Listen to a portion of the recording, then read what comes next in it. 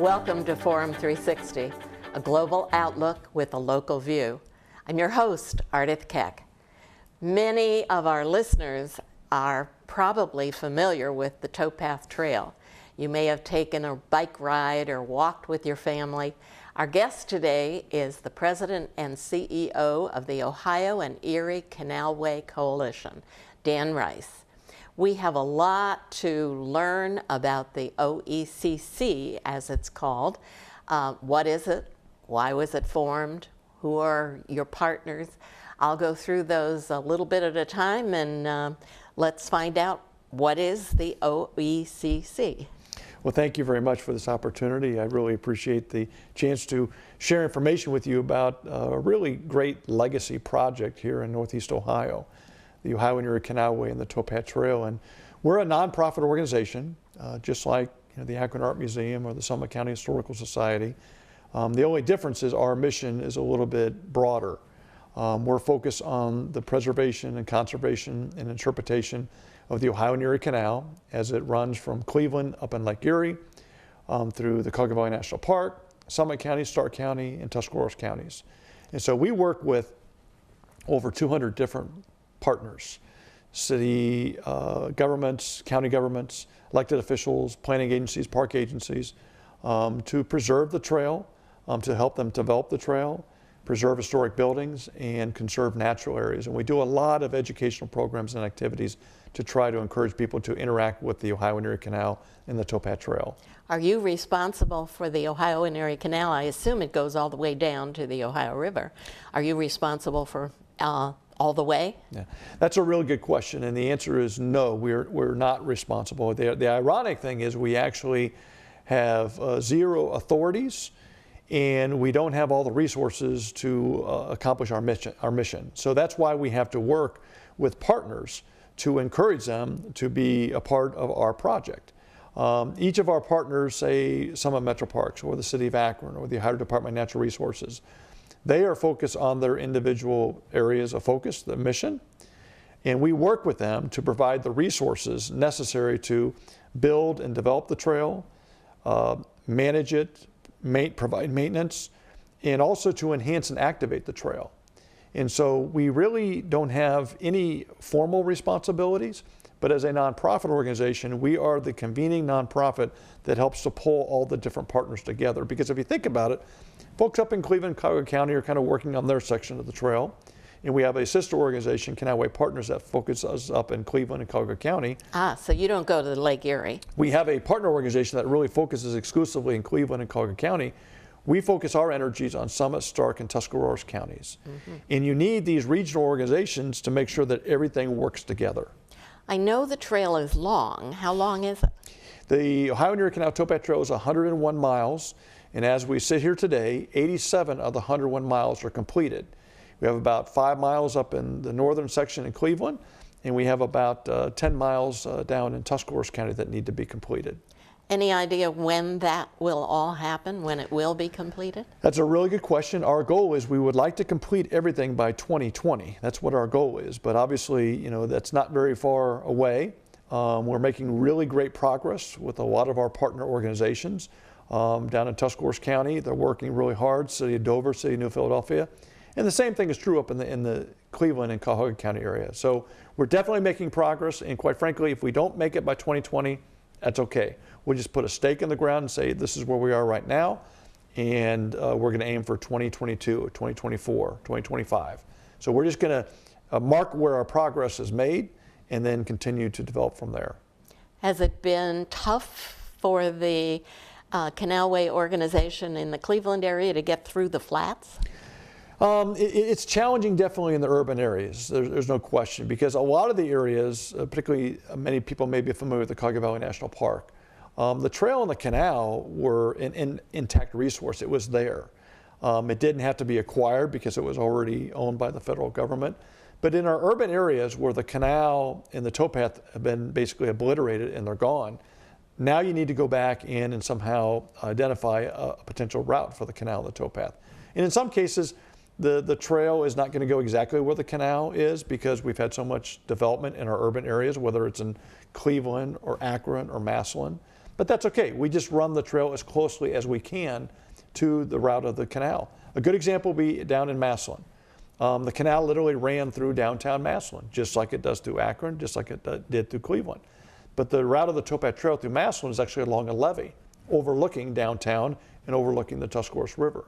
So we're flexible. We don't really prescribe exactly where the route has to go. We work with our partners, whether it's the City of Cleveland, Cuyahoga County, City of Akron, Summit County Metro Parks, to identify the route that is easiest to develop. And is there a trail beyond Tuscarawas County? That's a really good question, because if you think about it, what we're working on is the spine. I think of it like the trunk of a tree. So we're working on the main trunk, and that is the Towpath Trail. But you're absolutely correct. The Ohio and Erie Canal went all the way down to Portsmouth on the Ohio River. And there are groups in southern and central Ohio, Chillicothe, Circleville, who are trying to preserve sections of the Ohio and Erie Canal.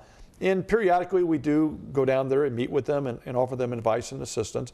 But we're also working on connector trails. And so if you think of a tree analogy again, just like you have the trunk of a tree, you have to have branches to the tree. And so we're working on over 500 miles of connector trails that would then connect to the Towpath Trail. A couple examples here in Summit County are the hike and bike trail that then connects the northeast side of Summit County with the Towpath Trail. There's the Freedom Trail that Summit Metro Parks is developing that basically goes from Kent through Talmadge to connects to the Towpath Trail in downtown Akron. Yeah, I just recently was on a part of that. It's really cool, meaning you can go all the way from Kent State University on Mosley Trail and down to the Towpath. But when will that be finished? Well, again, that's on a timeline looking at probably 2020, maybe 2022. It ultimately will come in down where the Metro RTA transfer station is on Broadway, and then connect into Rosa Parks Boulevard, which would then connect into the Spaghetti Warehouse, and that would be the intersection with the Towpath Trail. But another good example of a regional connector trail that is relatively new is called the Rubber City Heritage Trail. And that's actually a former rail line that actually connected all the tire companies, so Goodyear, Goodrich, Firestone, and General Tire.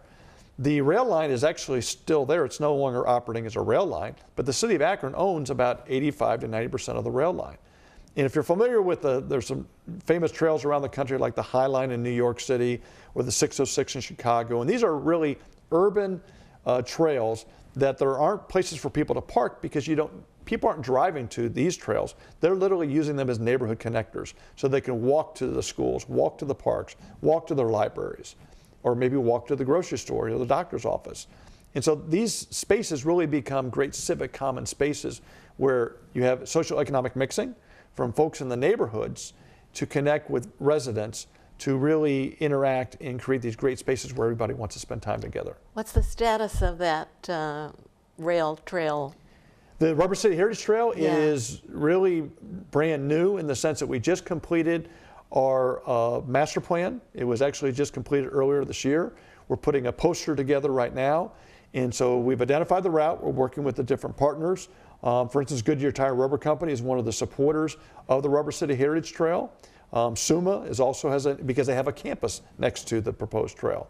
And so now we'll then be actually moving into the development phase and actually fundraising to develop sections of the trail. So I think it's probably a timeline about 5 to 10 years out in terms of development. That's pretty exciting. I hadn't even heard about that one. Are there other connector trails that are really underway? Oh, absolutely. Every county has regional connector trails. Spartan Trails would be another good example down in Springfield Township that would connect Springfield Township with Lakemore. Everybody wants to connect to the Towpath Trail because the Towpath Trail is, think of it more like the highway system, and then you have different feeders that connect into it. Mm-hmm. But whether it's in Summit County or Cuyahoga County or Stark County or Tuscarawas counties, there are larger regional connector trails. We are the northeastern leg of what they call the Ohio to Erie Trail. And so, believe it or not, someday you're going to be able to walk outside these doors here, hop on the Towpath Trail, go all the way down to Columbus, go all the way down to Cincinnati. It's about a 320-mile regional trail connection that goes towards the west, southwest across the state. But there's also a regional connector trail called the Industrial Heartland Trail. And our goal would be ultimately to connect through Tuscarawas County, through Harrison County and Belmont County to connect into Wheeling and Pittsburgh, because once you get to Pittsburgh, you can ride the Great Allegheny Passage all the way to Washington, D.C. I've done part of that, yeah. It's really exciting. So you're constantly on the move in terms of getting partners and getting people to appreciate these trails and get them finished. And you've been there for a long time. Have you been there from the beginning of the Ohio and Erie Canalway Coalition? It's another great question. I was the first employee hired in 1994. The organization was founded in 1989. So for, like many nonprofit organizations, it served as an all-volunteer organization for the early part of its development. And then they reached the point where they needed to have professional staff to work on this on a daily basis and work with partners to obtain resources, to coordinate programs, and really develop the Ohio and Erie Canal and the Towpath Trail. And so I've been very blessed and fortunate that this is my 25th year. To be perfectly honest with you, I never would have imagined that I would be here 25 years later and see all the great work that our partners have been able to accomplish over the past 25 years. I mean, one project, for instance, would be the Richard Howe House restoration. I never could have imagined when I first started that we would actually own a historic building that was the home of the engineer who built the Ohio and Erie Canal. Well, in a minute, we'll talk about the Howe House, because that is your headquarters. I'm so pleased to have Dan Rice here with me today talking about the Ohio and Erie Canalway Coalition and what it does and where it is and all of that. This is Ardith Keck for Forum 360. Unfortunately, there's a need for cleanup days.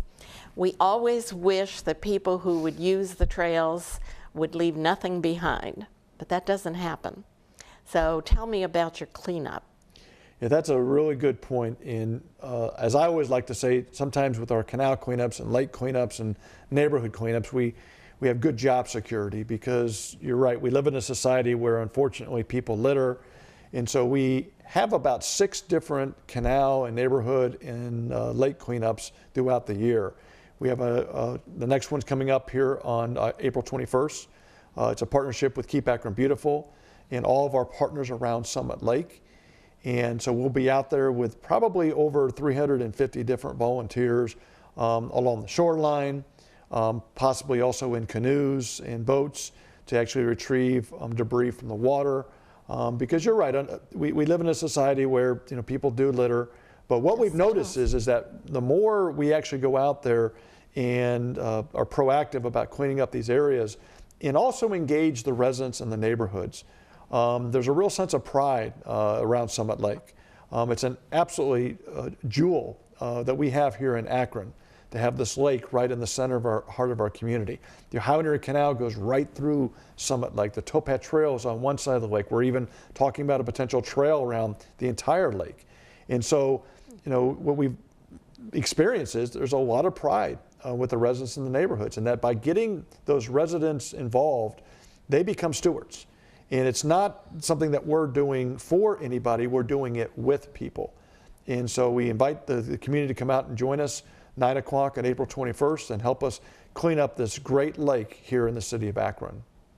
And last year you had 6 tons of trash. Yes. My resources tell me. So that's pretty bad, and hopefully we don't have quite that much this year. I would agree. And part of the challenge too is we're also dealing with some spaces in our community where people just feel like it's okay that they're neglected, and because maybe they've been neglected for years. And so we're also trying to change that paradigm. We're trying to change the way people think about their spaces, and don't think of them as a place to dump things. Think about them as a place to take their family, to enjoy a Saturday or Sunday afternoon picnic. As we record this, you just had the National Day of Walking, and you promoted teams getting out to walk. Super, good. You promote walking, bicycle riding, and lots of other activities. What did you do for National Walking Day? Yeah, we were really honored to be able to partner with State Representative Sykes. She came to the Richard Howe House And we had about 45 people come out and join State Representative Amelia Sykes as we walked along the Towpath Trail from downtown Akron down to the Muscle Store and back again last Saturday. And we're really fortunate because Representative Sykes, she really understands the importance of resource conservation and its connection with economic development. And when you have visionary elected officials, like Representative Sykes, like Mayor Horrigan, like Summit County Executive Eileen Shapiro, and the list goes on and on. Those are leaders, at the local level and even at the federal level with Representative Tim Ryan and our Senators Sherrod Brown and Senator Portman. They understand that we're just not here to preserve nature, which, by the way, is a very important thing to do. It's also, as you said, it's also about encouraging people to lead healthier lifestyles, to go out there and walk or bicycle or canoe so they can appreciate these resources. And then maybe after they're done walking or bicycling or canoeing, maybe they go to a local ice cream stand and get an ice cream cone. They probably do. They most likely do. And ironically enough, it circles back around to your first point. The Ohio and Erie Canal was built for economic development reasons. It catapulted Ohio to the third most populous state in the nation. Now, we're not going to have that same type of economic impact that happened back in the 1850s, but if we can replicate that in some small way, and what we found is a lot of the corporations, whether it's Goodyear or it's Huntington Bank, they use our materials to recruit doctors, engineers, and lawyers to come live and work in Northeast Ohio. So we really are truly part of the economic development package. So don't get me wrong, I don't want to mislead you to say it's not about resource conservation, because it truly is, but it also is balancing that with economic development. Yeah, big point, big point. We were going to talk about the Howe House, because it is your headquarters, and it's been moved. Tell me about it. Yes, we were very fortunate when the city came to us and said, they asked us if we'd be willing to help them preserve the Richard Howe House. And at that time, under the previous administration, they were looking at a potential development. And it later became developed as the 22 Exchange Street, the housing for the University of Akron students. And so that corner right there across from the Akron Beacon Journal is where the Richard Howe House was located, and it had to be relocated. And the city basically approached us, and they decided, and we collectively decided that the best location was right next to the Ohio and Erie Canal. And I know some historic preservationists are concerned when buildings are moved, and certainly you do take it out of its context. But in all honesty, the Richard Howe House, as development happened around it, it was really out of its context because it was really in a very urban environment. Now it's located right along the banks of the Ohio and Erie Canal. The canal is right there, the towpath is right there. And I think people, years from now would be hard pressed to really question that the building was moved at all. Because it was kind of fun having the building moved down the street. I think we all watched that and enjoyed it. And it was somewhat run down, and it's historic. It was. You're absolutely correct. It was probably on its last legs, and really thanks to the visionary leadership of our Akron mayor, Mayor Pasquale at that time. Dave Liebert also played a really key role, and many other partners. And we're just really blessed that we have this facility. It's saved, because as I always tell people, if you didn't have Richard Howe, you would not have the Ohio and Erie Canal. You would not have the city of Akron, and we certainly, as an organization, we would not have a project. So he did what? He was I apologize, thank you. He was the chief engineer for the Ohio and Erie Canal. So he is the reason for why the Ohio and Erie Canal came through Akron and Northeast Ohio. And it certainly helped develop Akron. Absolutely. Okay. One of your activities that you do is the Congressman Ralph Regula Memorial Ride. You've renamed it. Who was Congressman Ralph Regula? Yeah. Mr. Regula really was the founder of the Ohio and Erie Canalway National Heritage Area. Back in the 1960s, Congressman Regula, along with his wife Mary Regula and Ralph Simpson, they basically worked together to promote for the conservation and preservation of the Ohio and Erie Canal. Long before Mr. Regula was even a member of Congress, he really saw the vision and the opportunity and the importance of saving this historic resource for recreation. And so as he moved up in his different positions at the state level and as a member of Congress, he really championed this effort. And then he partnered with Congressman John Seibling to help create Cuyahoga Valley National Park in 1974. And so between Congressman Seibling and Congressman Regula, you have two incredible champions of resource conservation, of which now generations will benefit because of their vision.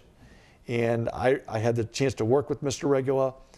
Sadly, we lost Mr. Regula last year, and then unfortunately Mrs. Regula just passed away within the past week. And to me, they're really true legends. And when you talk about visionary leaders who saw the opportunity, and Mr. Regula would tell me all the time that he never could have imagined that the project would have developed the way it did, and that it really is an incredible gem because it's a completely free, completely accessible resource.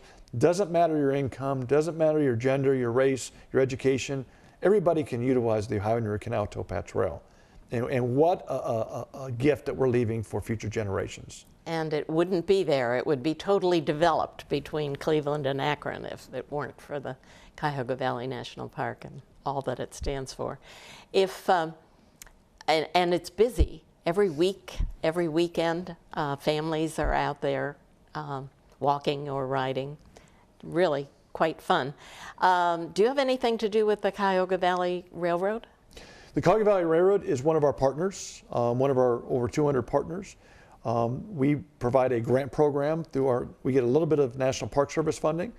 And so the Cuyahoga Valley Scenic Railroad provides, really it's a great amenity for the Ohio and Erie Canalway, because one of their great programs that they provide is the bike aboard, where if you can ride your bicycle so far on the Ohio and Erie Canal Towpath Trail, you get tired, you just go to one of their train stations, and they will actually put your bike on the train and for only a $5 admission fee. And so we support them through our grant program. So they will apply to us for grants for either their programs or possibly some of their rolling stock. And of course, we work with our marketing people and communications people to promote their great programs that they do. And Joe Mazur is their executive director, and he's doing a fantastic job. And you probably need some help with finances from time to time. We do. As a nonprofit organization, we are truly dependent upon the generosity of individuals, corporations, and foundations. As I mentioned, we do get some funding from the federal government, but it's a minority of our funding. We have an operating budget of about $850,000. We have a team of 9 staff members who cover 3 counties. And so we do a number of events and programs throughout the years. We have memberships. People can join for as little as $10. A family can join for $30. And so we ask people if they enjoy the Towpath Trail, if they would consider supporting our organization, because there's no fee to utilize the Towpath Trail. And the role of our organization is to make sure that the Towpath Trail is a quality experience for everybody, and it's here for generations to come. So let's give them your website. Absolutely. Our website is ohioeriecanal.org. And they can also, by calling our office at 330-374-5657, they can talk with somebody there about ways to get involved with our organization, because we have many volunteer opportunities. As I mentioned previously, volunteers are the backbone of our organization. We have about 350 volunteers who help everything from events to trail cleanups and helping with office tasks and many activities. So I'm really proud that 95% of everything we do, we connect people with the towpath, either picking up trash, canoeing, bicycling, running, and experiencing the Ohio and Erie Canalway. So you're all about fun. We try to make it fun. The towpath has had to be rerouted in a couple of parts of downtown Akron. And that happened because of Rosie drilling her way through underground under Akron. Do we have any idea when that'll get back to normal? We are working very closely with the city of Akron, and they are very supportive. And really, thanks to their leadership, the Towpath Trail stayed open during the entire construction, because if not, the Towpath Trail could have been closed. But to the best of my knowledge, that we're still looking for 2019 to have the Towpath Trail reconnected. If it moves a little bit, we're okay with that, but our goal is to have that open by 2019. We haven't talked about a lot of your programs, and we're just about out of time, but America's Scenic Byways, you have something to do with that, and it's really exciting that you can drive your way through this area. Millions of people annually have to thank you and what you do, Dan Rice. My thanks to you for appearing today, and to you, our listeners and viewers, for joining us on Forum 360, a global outlook with a local view. This is Ardith Keck for Forum 360. Forum 360 is brought to you with support from Electric Impulse Communications, Kim and Harvey Nelson, Rubber City Radio Group, Acronist.com, Hudson Cable, Medical Mutual of Ohio, Forum 360 supporters, and the Shaw Jewish Community Center of Akron.